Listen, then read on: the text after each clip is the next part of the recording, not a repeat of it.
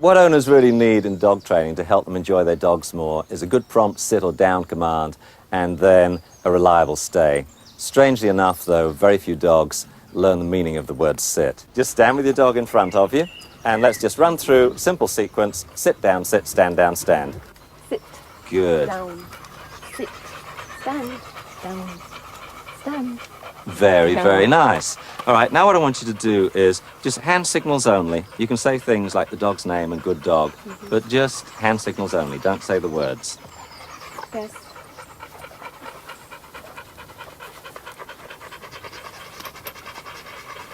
Very, very pretty. You see how easy that is for Guess? Following your finger. We got so used to food being in there that now when you move your hand, the dog thinks she must have food in there.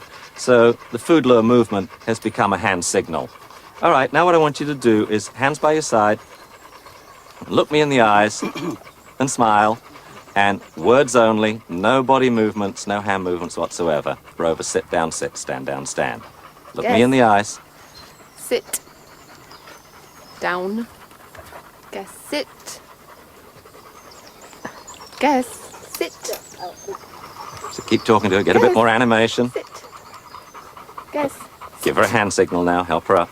Guess sit. Good. Good girl. Hands by your Sit. sides again. Sit. And then stand. Guess stand. Oh, that's a variation on the stand. Yes. Now you see this is much, much harder for guests to do when we just use the word. This really illustrates how difficult it is for the dogs to learn our language. They can read our body language because that's the way dogs communicate, you know, little ear positions and tail wags and intention movements, and people go down and their head moves.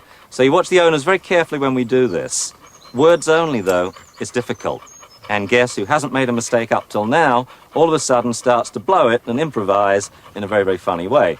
I hope you don't withhold her supper this evening. Yeah. The whole point of doing this is to try and prove to the owner, here we have a dog that's obviously trying to help the owner out. It's eager, it's not being stubborn, it's not misbehaving on purpose, it just doesn't understand the meaning of the words sit down and stand yet. And I want to make this point to the owner, because if we think the dog understands the meaning of the word sit, if the dog doesn't do it, then the owner gets a little exasperated and the dog ultimately gets punished. And that's just not fair. It's not fair.